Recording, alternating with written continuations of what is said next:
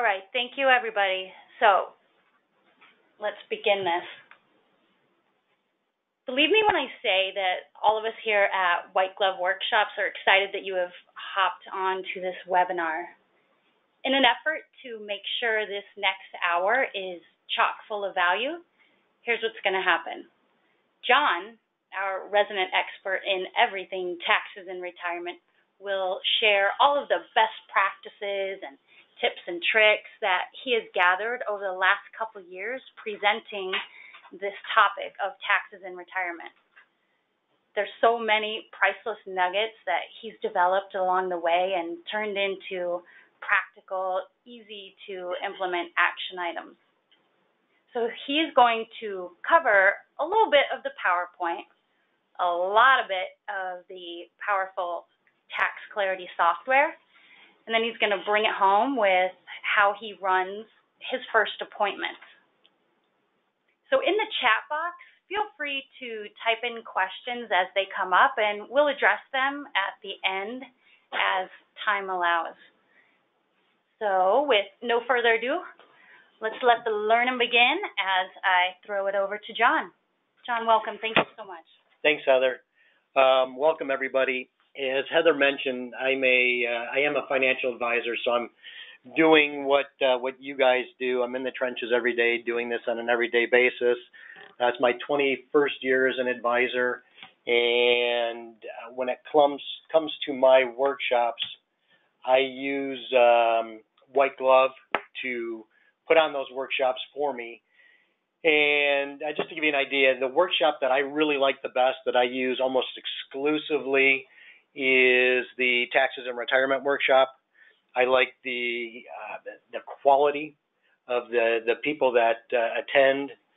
And what I really want to do here today is to give you an idea as to what slides that I use in my PowerPoint presentation. And again, we're talking specifically about taxes and retirement.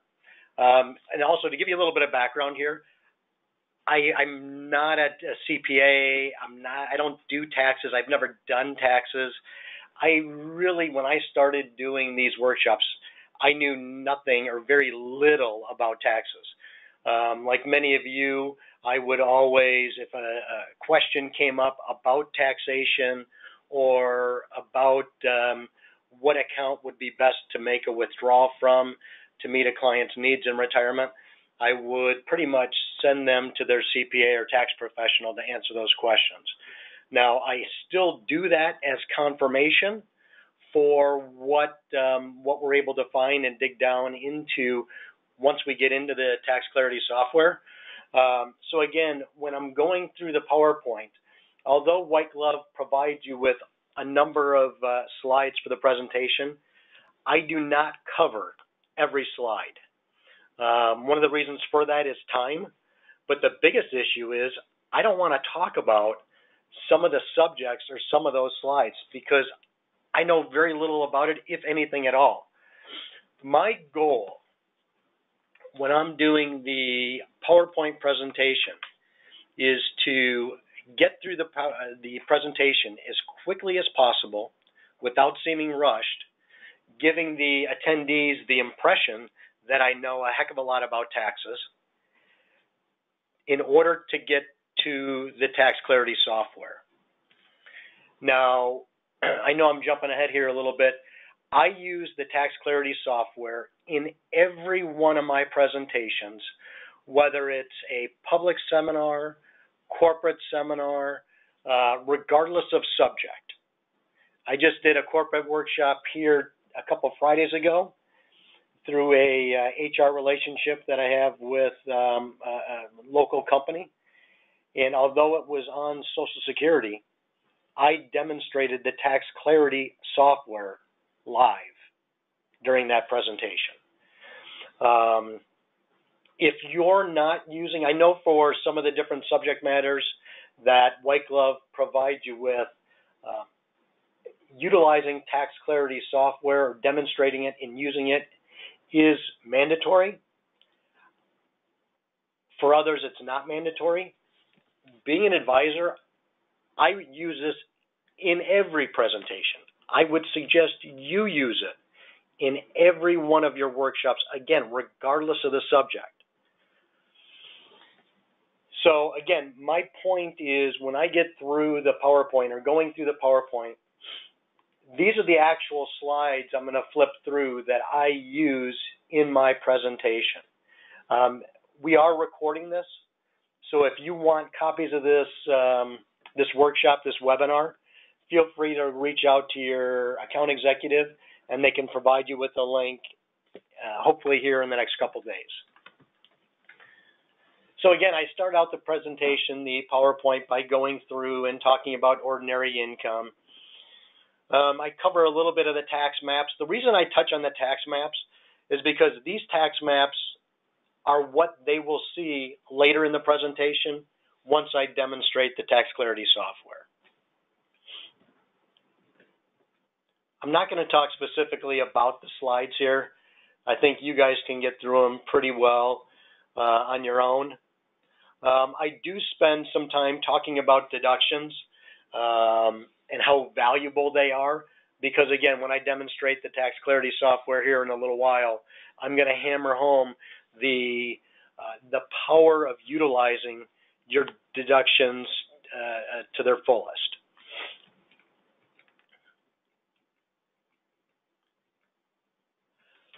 Once I get to this slide, one of the things that I say is if our tax system was everything up until this point in the presentation, we really wouldn't need CPAs or tax professionals. We could all do our own taxes.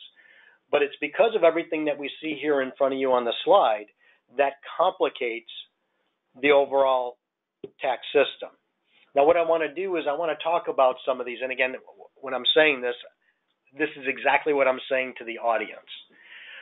So let's start out by talking about required minimum distributions. Now, I actually did a coaching session with somebody this past Monday, and when they asked me what slides I cover, he specifically said that he took out the slides on required minimum distributions because people are already familiar with those. And I told him, as simple as it may sound, and really, I guess, expected that people are aware of this already, you would be very surprised to find out in your TIR workshops how very few people actually know that they have to take a distribution come age 70 and a half and beyond. So I do talk about required minimum distributions. And one of the things that I say here is I would venture to say that most people, if you don't need the money in your retirement years and you're younger than age 70 and a half, you are most likely not going to be taking distributions from your IRAs, 401ks, 403bs, that pre-tax money. And the reason you're not going to do it is because you believe that it's going to trigger a taxable event, which may or may not be the case. And I let them know that I'm going to circle back to this and show you why you might consider taking distributions earlier than necessary, earlier than required, to prevent some major tax consequences that are potentially looming at 70 and a half and beyond.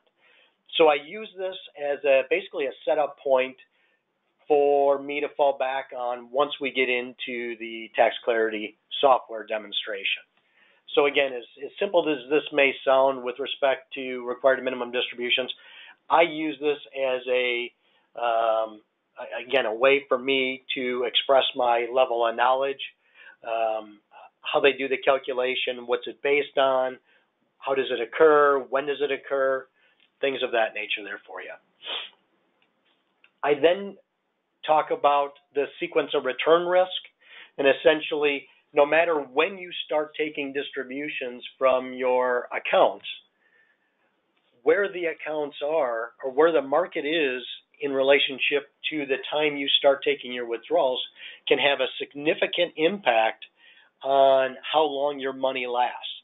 And I talk a little bit more about this and ways to mitigate sequence of return risk, because this is then going to lead me into the fixed buckets of money that you have access to in your retirement, and you can help utilize Social Security, pensions, guaranteed income from annuities as a means to, again, mitigate against sequence of return risk.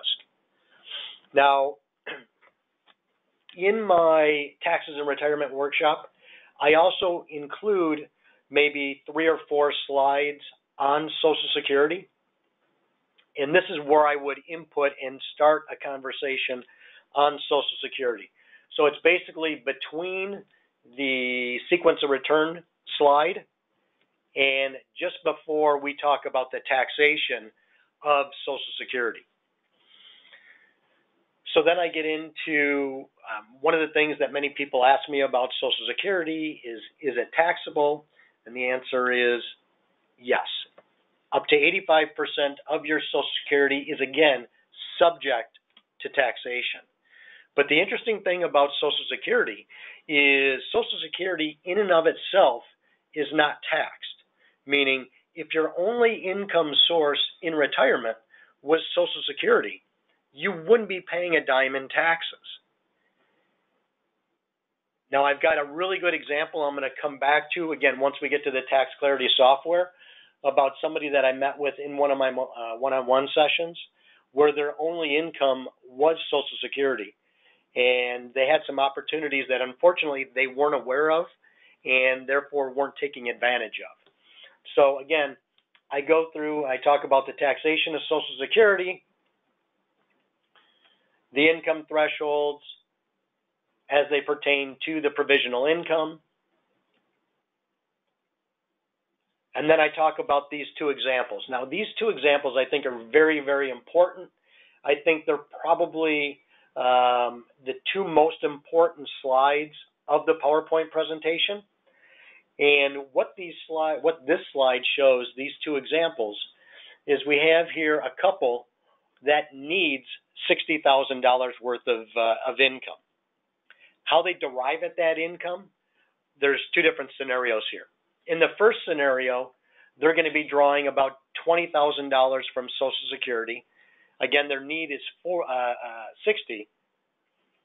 So the balance is then going to come from an IRA withdrawal of $40,000.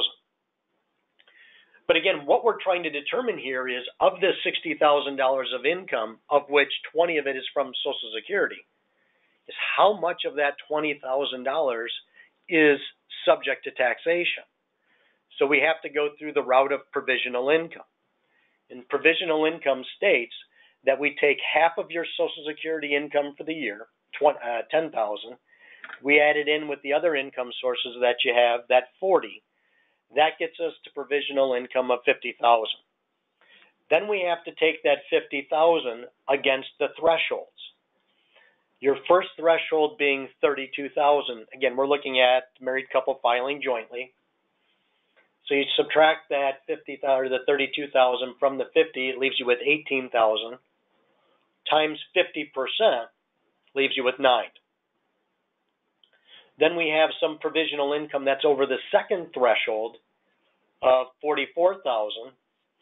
So we take the $50,000, subtract it from the $44,000 from the $50,000. It's going to leave you $6,000. We multiply that times 35%. But if you go back to the previous slide here in the provisional income, the threshold, it's actually 85% over $44,000. But it's a progressive tax, meaning just the amount that exceeds that second threshold is only going to be multiplied times 35%, because what we then do is we take this 35% and add it to the 50% to get them to 85%. So their total tax on $20,000 of Social Security income is going to be $11,100.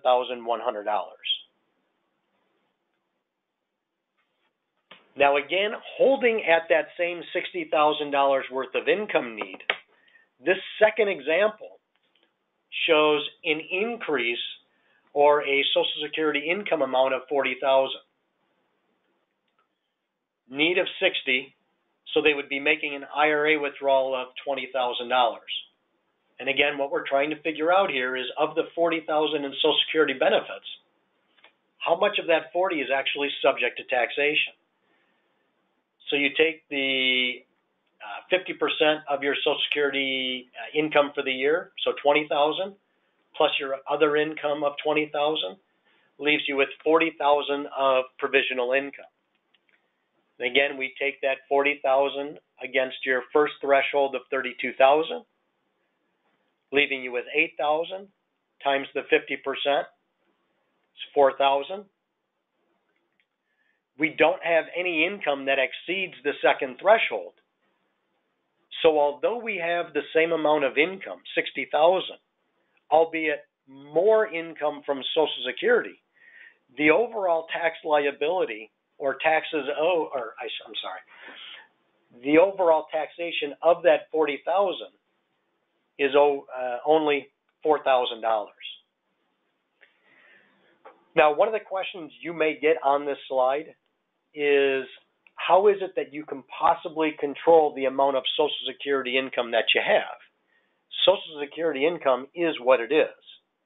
And they're correct about that, but one of the things that you can control is, if you're married, you and your spouse don't need to be collecting at the same time. And if you're a single individual or a married couple, you can put off when you actually collect your overall benefits. So it's not so much that you can dictate how much Social Security income you're going to get in retirement. Those numbers are for the most part fixed. But you can control when you start collecting and whether you and your wife are collecting at the same time. Once we have these income amounts, the next slide actually takes this income and demonstrates what it would actually look like on your taxes for the year. So again, we have provisional income of about $11,100, along with the IRA withdrawal of $40,000, gives you total taxable income of $51,100. The deductions and personal exemptions, deductions for the most part here, that I spoke about earlier, and the value of this, it's going to take your net taxable income down to $24,500, leaving you with an overall tax liability of about $2,600. Now again, we take that same $60,000 worth of income, but using our second scenario where more of it is coming from Social Security and less from an IRA withdrawal, provisional income of $4,000, other taxable income from the IRA withdrawal of $20,000, total taxable income of $24,000. Your deductions, net taxable income, 0, total tax liability, 0. So again, you can see the power here of your deductions and exemptions. And one of the other examples, or one of the questions that you may get or comments here from your audience is, obviously from looking at this situation, John, it makes sense to collect your Social Security earlier than later. And I let them know that when we're strictly looking at Social Security, we're not looking at the overall financial planning picture, that may be the case. But we have to take it a step further and look at the overall impact of the sources of income that you may have available to you in retirement in conjunction with those fixed income sources that you may have, Social Security being one of them. So again, I try to get through this as quickly as possible without seeming rushed, to give them the appearance that I know what I'm talking about with respect to taxation as well as Social Security. And this is pretty much where I end up in the PowerPoint. And to give you an idea, what I'm not talking about in my PowerPoint would be the impact of Medicare excess premiums, the PEP, the PEAS, which is essentially gone, alternative minimum tax, And the last thing that I don't talk about that you may think would be a valuable point to bring up in the PowerPoint would be this actual case study.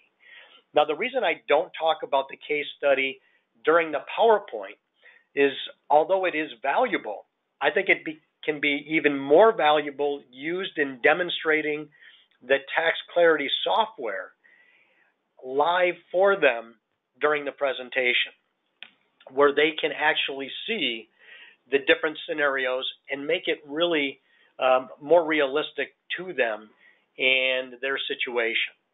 Now, don't be surprised. Again, we're talking about taxes. It can be boring. I've had people nod off in my presentations. I would expect that you're going to have people nodding off in your presentation. But I can almost assure you that once you transition from the PowerPoint presentation over to the Tax Clarity software, and you start demonstrating the software and the value the software can bring, people are going to wake up, and this is where you're really going to awe them. You're going to wow them. Now, making the change over to the Tax Clarity software, a couple things that I want to warn you about. The Tax Clarity software will time you out.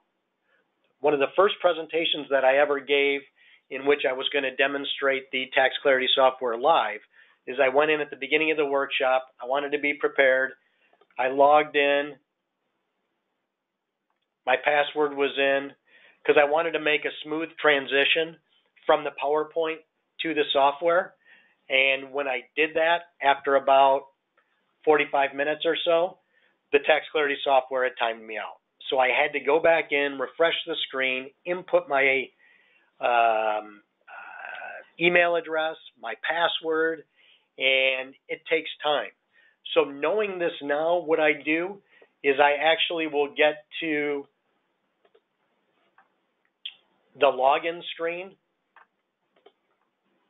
I'll have my email and password already populated. So then when I make the transition from the PowerPoint to the software, all I really have to do is click Login. I've already got my example pre-populated. At least I think I do. And here it is. Okay. I have a generic scenario that I demonstrate in every one of my presentations. If you want to use this one, feel free to. What we're talking about here is a married couple filing jointly in their mid-60s.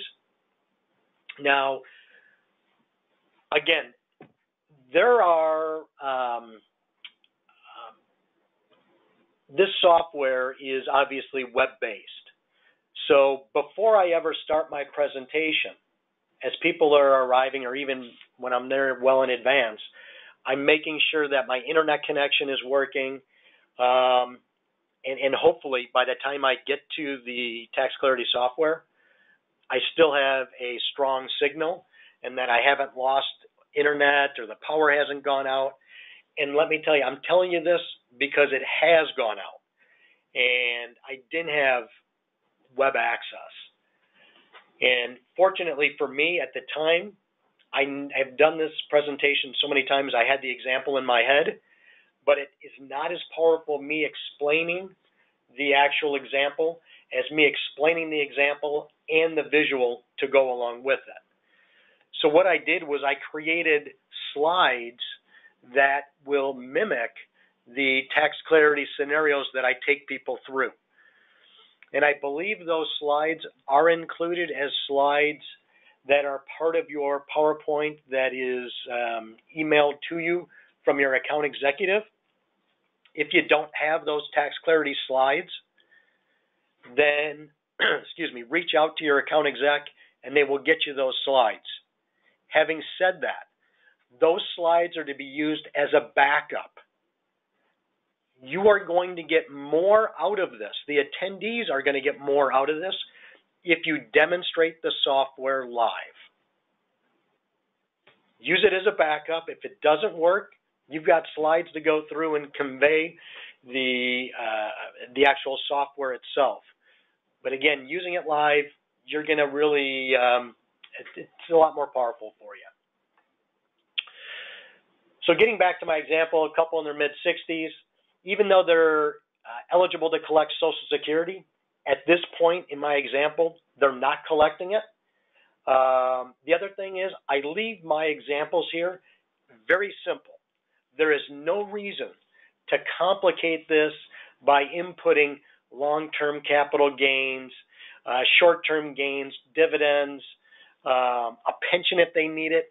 All you want to show them is how you as an advisor in your practice can work with them and the tools you have available to work with them not only in the accumulation phase, but for most of your attendees, the distribution phase is the important part of that next step of their life or what they're already in.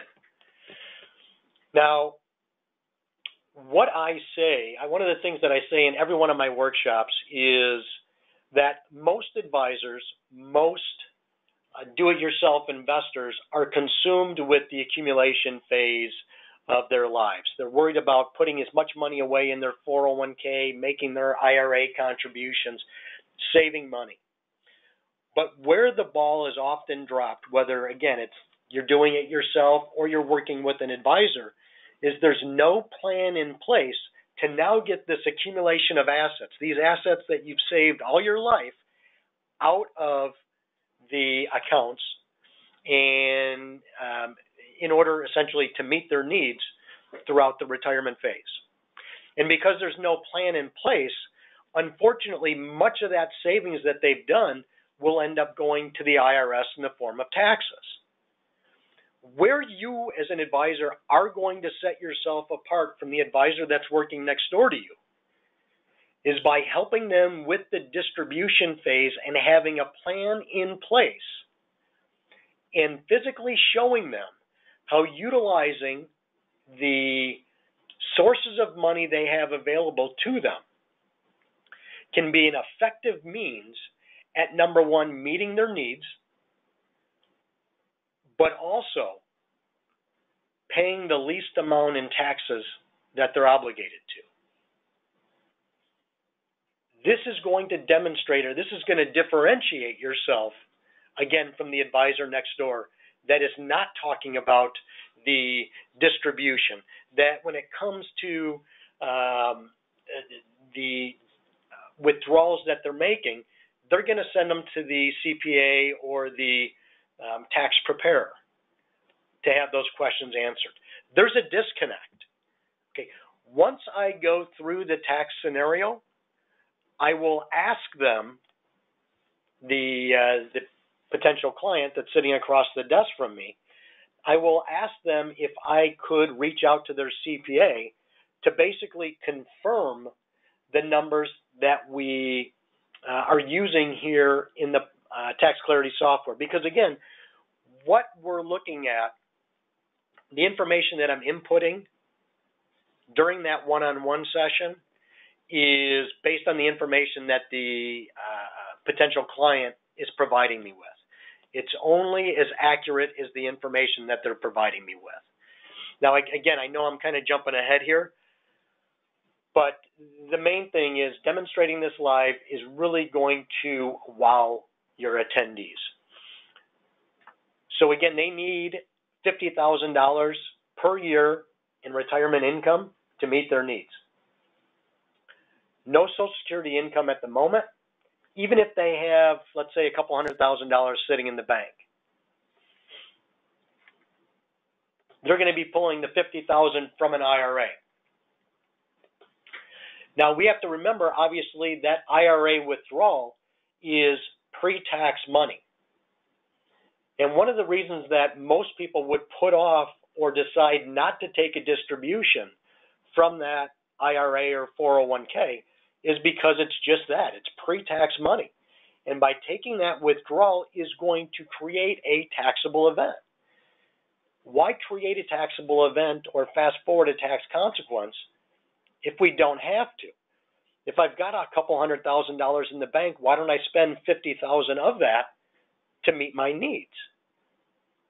Well, by utilizing that withdrawal from the IRA of $50,000, that's going to create a taxable event of about $2,500. This initial screen, this input screen here, and the numbers you utilize on this screen are going to appear in green. Any changes or any updates to that initial scenario of $50,000 of IRA withdrawal is then going to appear in red just below this green line.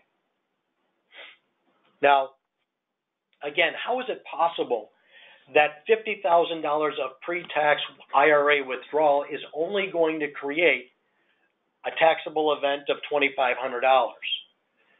And that's because of that $50,000 withdrawal in this example, $26,500 of it is going to be offset by your deductions. So it's only the amount that exceeds the $26,500 that a portion of it is going to be taxed at 10%, and then the last dollars is going to be taxed at 12%. So again, going back to the importance of utilizing your deductions and exemptions. Once I walk them through that first example of $50,000 coming from an IRA, I then say, as I mentioned earlier, this couple's in their mid-60s. They are eligible to commence Social Security benefits. So let's take a look at if they did start and utilize Social Security as part of their overall income. Social Security benefits, let's say, provide them with $35,000 worth of annual income. That 35 is less than the 50 that they actually need. So let's take the balance of that 50 need, again from their IRA. Now, if they did have cash in the bank, they could obviously use the $15,000 from a bank account. And if they did that, let me just step back here for a second. If they did that, they're now not paying any taxes. Because if you remember when I was talking about Social Security and the taxation of Social Security, it's only impacted by the other taxable sources that you're drawing. And if you're not drawing any taxable income and you're utilizing after-tax money in the bank, you're not going to pay a dime in taxes from Social Security. Having said that, you see where the red dot is in relationship to where the gray is here? The gray represents where their overall tax liability would begin. So if the red dot is at 0 and there's a gap between the red dot and when their tax liability begins, it's telling me that they're not using their deductions and exemptions. So although I have money in the bank that I could be utilizing in conjunction with the Social Security to meet my needs, why wouldn't I take an IRA withdrawal of $15,000 so that $15,000 plus the $35,000 from Social Security could potentially meet my needs? And that combination here of 15 from an IRA and 35 from Social Security, again, would represent a tax liability of 0 with an effective tax rate, again, of 0. And the other thing that you can see is, again, demonstrated by the red dot, is there, and I'm pointing this out to the attendees. You notice where the red dot falls in relationship to the gray bar. The gray bar, again, represents where their tax liability actually starts. The space between the dot, the red dot, and the gray bar represents unused deductions and exemptions. Meaning we could be drawing additional taxable income, and yet pay no taxes on this. So again, demonstrating live, I go to the computer here and I increase the IRA withdrawal, and as I'm increasing the IRA withdrawal, the red dot is getting closer and closer to when that tax liability would actually begin. And what I want to do is I want to get that IRA distribution, that taxable income, or that income that's potentially subject to taxation, right at the base of this 15% marginal bracket. Now, although my need is still $50,000, and I'm taking out $7,000 more than necessary to meet my annual need, I'm doing so and yet not paying anything in taxes.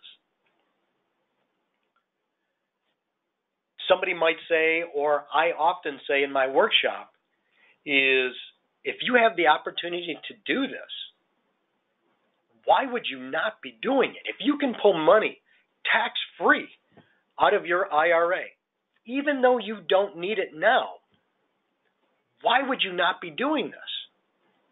The perfect scenario is to make the withdrawal, not pay any taxes, and not need it now. Question from the audience. John, what do we do with this money if we don't need it now? Well, you could put it in the bank.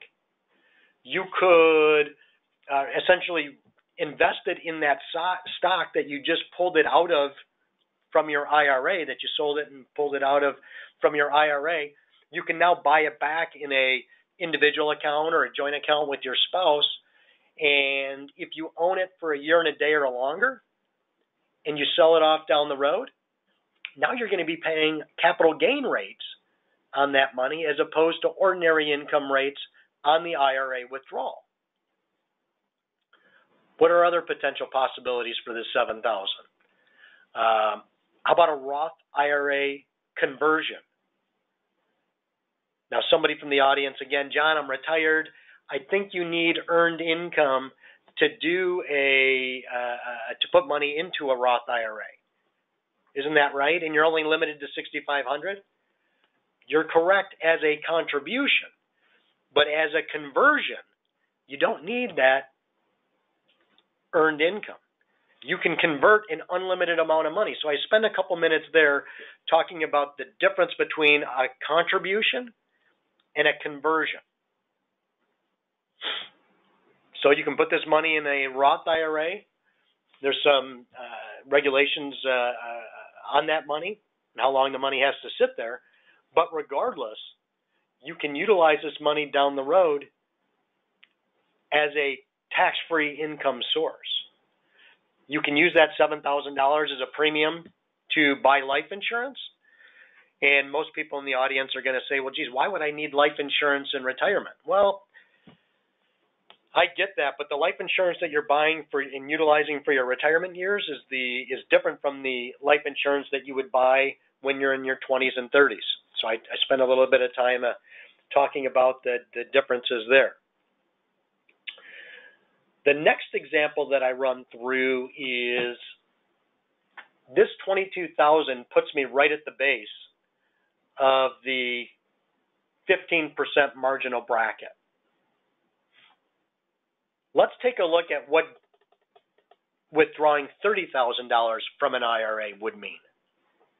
Well, the 22 put us right at the base of the bracket. We know any more money or any more withdrawals for that year of taxable income is going to create a taxable event. And it does, in fact, just do that. So that $30,000 of a withdrawal now, part of it is going to be taxed at 18.5%. But when you look at withdrawing $30,000 of pre-tax IRA money, and yet you're only paying less than $1,300 in overall tax liability on that $30,000 IRA withdrawal, I would do this every year if I could. Why would you not be doing this? It's going to put them at the 2% roughly effective overall tax rate. So although it is creating a taxable event, it's very minimal. Now, a couple things that I will say here during my presentation. Taking this back down to 15,000,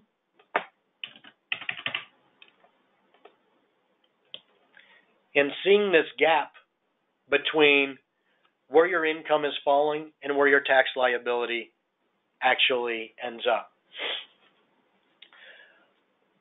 I let people know that if you're working with a CPA, with a tax preparer, or even doing your own taxes, you're doing them for what has already been done for last year. CPAs, tax preparers, react to the mistakes that we made last year. If we find out in February, once we get our taxes back for 2017, that we had an extra $7,000 that we could have withdrawn last year, what good is that? Well, that's a mistake that we made.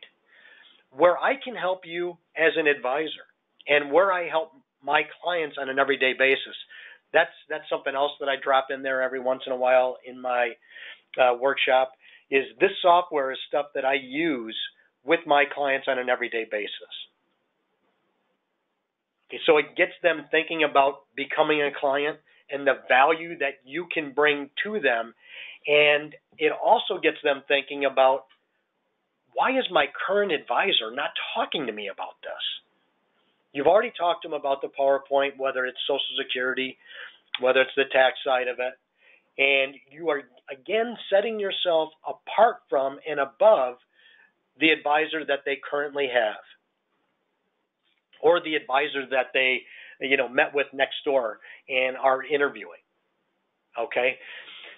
Where I can help you, Mr. and Mrs. Client, is look at what opportunities exist for the year moving forward so that we can take advantage of this and we don't look back and say, geez, I wish I would have done this, but I made that mistake. Unfortunately, many CPAs and tax preparers don't have the time to do this. They're too busy doing last year's taxes. I met with an individual in one of my one-on-one sessions a year ago last month. This goes back to the PowerPoint I mentioned earlier that he was collecting Social Security. That was his only income source. He had retired at age 67, commenced Social Security. It was bringing in about $35,000 a year for he and his wife. He had money in the bank that he was utilizing to offset between his need and what Social Security wasn't providing. And I hadn't even gotten into the Tax Clarity software, but I knew when he told me that his only income source was Social Security and he was using money in the bank, that I knew he wasn't utilizing his deductions and exemptions and didn't have a taxable event. One of the first things that he said to me when he sat down in our one-on-one session is, John, I want to let you know I do my own taxes and I do my own investing.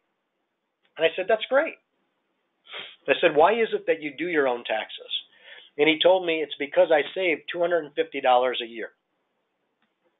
I said, okay, I get that.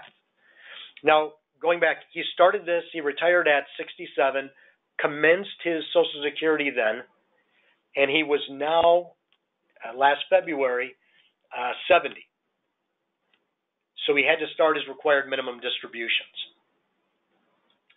I went through the Tax Clarity software, and again, using last year's numbers, he had the opportunity to withdraw just less than $20,000 per year for the last 3 years from his IRA. Add that to his Social Security income for the year if he wanted to, and yet pay no taxes. And he didn't know this because TurboTax didn't tell him that, hey, dummy, you have some unused deductions and exemptions here. Here's how you can use those to your advantage. So although he saved, in excess of $700 over the last 3 years, that $700 cost him $60,000 of tax-free income he could have been withdrawing from his IRA and not paid a dime in taxes. But now that he's 70 and a half, that $60,000 is factored into, as well as the growth over the last 3 years on his investments, it's factored into his required minimum distribution. So I really try to make that a point in that CPAs and tax preparers react to the mistakes that you made, the attendees, last year. What I do with my clients is I want to look at what opportunities exist this year, utilizing your various income sources to meet your needs, but at the same time paying as little in taxes as possible. And I hope you can really see the value in demonstrating this software live. Because again, the people that snoozed during your PowerPoint, when you're demonstrating this, they are going to wake up. This is where you're going to get your one-on-one appointments. When you show them the value that you can bring to Mr. and Mrs. potential client, they're going to want to talk to you. Even if they do their own taxes. That guy that I told you about who had the $35,000 worth of income and was using money from his bank account to offset that, even though he told me he did his own taxes and managed his own money, he's now a client of mine.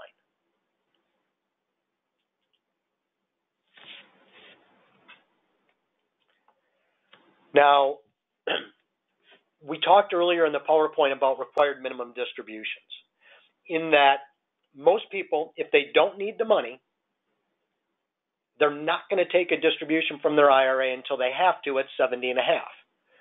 Now, let's assume they're in their mid-60s and they have other income sources that they could be drawing off of. Money in the bank, they could commence their Social Security benefit, maybe they have a pension. Let's say they do that, and they're not taking any money out of these pre-tax accounts. What most likely is going to be happening to these accounts between their current age, 65, and age 70? Hopefully they're going to get some growth on this money. And when it comes time for their distribution at 70 and a half, and every year thereafter, that growth as well as the current balance is going to go into determining what their required minimum distribution is going to be. And they also have to think about the other income sources that they have at that point. Their Social Security, that's fixed. Pension, if they have one, that's going to be fixed. The formula to determine the required minimum distribution, that's fixed. So after 70 and a half, they're going to have potentially some difficulty strategizing on how to minimize their overall tax liability. If they're not taking money out of their IRAs sooner than they have to, they have a perfect storm of taxation looming out there at 70 and a half and every year thereafter. And again, they're not going to have a lot of flexibility to control how that is. So one of the things that you might consider is drawing down those IRAs sooner than you may think is reasonable. And even if you don't need the money, take it, reposition it, and use it later, but now on a more tax-efficient basis. That's something else that I say very often throughout my workshop. If you don't need the money, take it, reposition it, and use it later, but now on a more tax-efficient basis. And again, this is what I'm doing with my clients every day.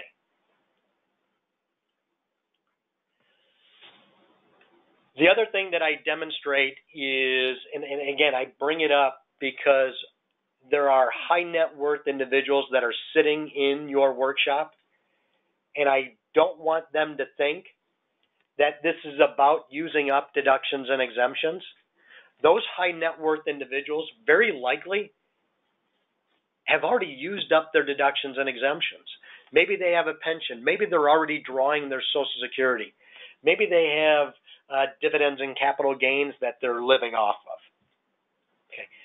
So maybe going back to the tax map here and looking at your screen, maybe they're well into the tax map. They've already used up their deductions and exemptions. How can you as an advisor possibly help them with their taxes? Well, it's all about knowing where your income is going to be falling in relationship to the sources of income that you're drawing throughout the year. Not what you did last year and those mistakes, but for this year and every year thereafter. And the example that I use is, let's say your need is $84,500 for the year. And based on the taxable income sources that you have, $74,500 of it is going to put you right at the base of the 22% tax bracket. Don't you think it's important to know that if I take $1 more than this $74,500, that last $10,000 is going to be taxed at 22%? Don't you think, Mr. and Mrs. Client, you should be aware of that? Wouldn't you want to know this? Because if you did know this and you were still $10,000 short of where your needs need to be for the year, then we can look at what other tax efficient accounts we have available to us to get that last $10,000, whether it's a Roth IRA or money in the bank, whatever it may be. But knowing where you are tax-wise for the year moving forward is extremely important. This is why I spend a lot of time with my clients, even during their accumulation phase, talking about the importance of structuring these various buckets of money they may have available to them for use later in retirement to utilize and help minimize their overall tax consequences. So going from this to setting up the one-on-one session, I will typically tell people, all right, I got a couple more things to ask you to do for me here. A couple other things before I get to that. I'm sorry, I'm kind of jumping around here. Time-wise, I like 90-minute workshops. I've tried to do this in 60 minutes, but I'm rushed and I'm not able to spend as much time as I'd like to demonstrating the power of the Tax Clarity software.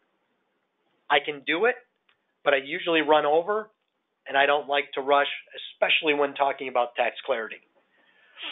So in 90 minutes, I'll spend maybe 40 to 45 minutes, 50 minutes talking about the PowerPoint taxes in retirement, sequence of return, some Social Security slides, answer questions on Social Security and whatever they throw at me there. And then maybe about 20, 25 minutes going through Tax Clarity, the fact that you use this with them on an everyday basis, and what you can do for them. And then, the last 5 minutes or so, walking them through the evaluation. Okay. So I basically tell them, if you're interested in sitting down with me and learning more about the distribution plan, even if you have questions regarding the investments that you may currently have, I'm happy to talk about those, but that's on your terms. I tell people in my workshops, You don't have to have you don't have to become a client of mine to have a discussion with me on this distribution plan. That's up to you. When you're comfortable, we get to know each other a little bit better, and you want to talk about that, I'm happy to talk about that. So then I get into the evaluation form. The evaluation form is the same form that I use, is the same form that you guys use, or at least should be using. On the evaluation form, there's various subjects that they can talk about or check off. A couple of them I want to touch on here. If somebody is only checking off that they want to discuss Social Security with you, or they only want a basic Social Security analysis, or they have questions regarding Medicare supplement insurance, those are phone appointments. It's very, very likely that these people do not or aren't interested in becoming a client. I don't want to waste any more time than I have to on these people, so I set those up as phone appointments, typically no more than a half hour. If during that conversation I get an indication that, geez, they may, be some value here that I can bring to the table regarding their investments, or maybe they have an old 401k that is sitting in a previous employer, I, again, can schedule the one-on-one session in office after that initial meeting. So again, I don't want to waste any more time on some of these people than I have to. Phone appointment, 20 minutes, half hour max. One of the other things that I say during my workshop or here at the close is my assistant Chris is here with me. She's got my schedule. I've booked off here the next week to 10 days to meet with you and those people that are interested. If you know what your schedule is like today and you want to set an appointment on your way out, please see Chris and you can schedule that appointment. Out of maybe 20 attendees, or I should say 20 households that attend the workshop, I may get 3 or 4 people that on their way out already have an appointment scheduled with me. And then I let them know that in the next day or so, my assistant is going to be reaching out to you to set up that one-on-one session. We can do the one-on-one session either over the phone, where I use desktop sharing capability. You're sitting in your office, you're at home, you can view my desktop, and I can walk you through the software. We can do it in office, whichever most convenient for you. You're going to find that most people are going to want to do it in office. I try to leave it as open-ended as possible. Once they come in after the workshop, so now we're to the point where we get to the one-on-one or setting up the one-on-one. I confirm, my assistant sends out an email confirming their one-on-one session with me, and there's a list of information that I ask them to be prepared for or with for that one-on-one session. If they want to talk about taxes, I ask them to bring in their most recent tax documents. Any other documents that they feel may benefit me during our discussion, their Social Security statements, their investment statements, whatever it may be. I want them to come prepared. Now, although I'd like them to come prepared and we've asked them in the email and told them what to bring, you're going to find people don't bring information. They just have a general idea as to what their tax situation is. When they do come in for that one-on-one session, if they didn't bring that tax document, they're not prepared, I will still go through this input page and try to fill it out the best I possibly can. I don't want to have them in again just to fill out the tax information if they're just looking for tax advice or strategizing, meaning they're not going to become a client. I don't want to waste any more of my time. I want to get them out of my office. So again, if they don't have the proper documents, I'm still going to ask them and fill this out as we go along. Schedule A, if they're itemizing. When I first started using the Tax Clarity software, I would input what their total Schedule A deductions were right here on above line deductions, when in fact I should have clicked on Schedule A and went through this. And it actually, Tax Clarity does an excellent job going through the Schedule A as it is listed from top to bottom. So you can go through this and input this information, and it automatically will appear in the tax map for you. If they do bring in their tax document, I'm going to pull off that tax document. I'll go to line 7 of the 1040 and input their earned income or their IRA distributions, whatever it may be. I'm inputting it here. I'll go through and ask them some questions about their investments, even if they maybe didn't check off anything on their investments.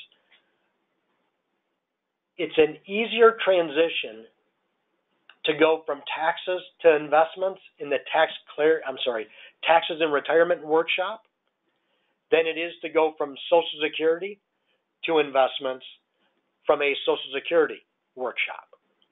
Well, John, why do you need to know about my investments with respect to Social Security?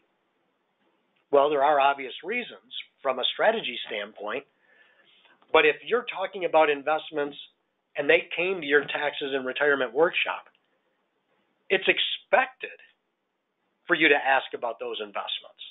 So again, it's an easier transition for you to start talking about their investments. Find out about their advisor. You're here at my workshop, or you came to my workshop on taxes and retirement. I'm kind of surprised that you're here talking to me. Is your advisor not talking to you about this? Don't you think it's kind of important now that you've accumulated all these assets and you're nearing the next phase of your life to try to minimize the overall taxes that are going to the IRS? So I'll drop this in during my one-on-one session. Now, once I get through the Tax Clarity software part of my one-on-one session, I'm going to have a fairly good idea if these people potentially are going to become a client, or even if I want them as a client. Now, if that's the case, one of the easiest ways for me to get them back in is by telling them that the more time I spend looking over your tax situation, now that I've gathered a bunch of information about your investments and your income, give me a little time to utilize those sources of income and structure them in a way to meet your needs. Look at these different scenarios and see if there are ways that we might be able to help you from a tax standpoint. So it's going to, it's the absolute truth there. The more time you have looking over something, the more scenarios that you can come up with. So I use that as a tool to get them back in, and I also let them know that during that appointment, I'll also make recommendations on your current investments. If there's ways that I feel that I can improve them, I'll make recommendations at that point. If they didn't happen to bring in their statements to that initial one-on-one meeting, I will ask them to email me their statements prior to our next appointment. Don't bring it to the next appointment. Email them to me prior to the next appointment so I, again, can spend some time doing research and try to find ways that I might be able to improve and help you.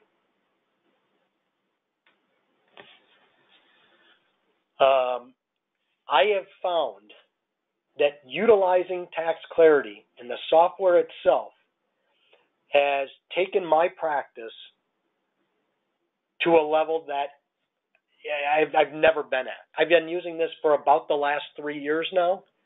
And again, I'm picking up clients that would normally go to the advisor next door.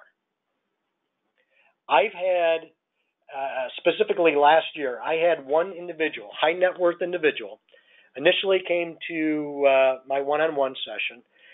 I went through his tax map, told him, let's take a look at the different scenarios. Give me a little bit of time here. Get me statements. Let's get back together again and see if there's ways that we may be able to help you. I set the next appointment during that appointment. I didn't let him leave my office until we scheduled that appointment. I don't want to tell him that my assistant's going to be following up with him. No, I'm going to set the appointment right then and there.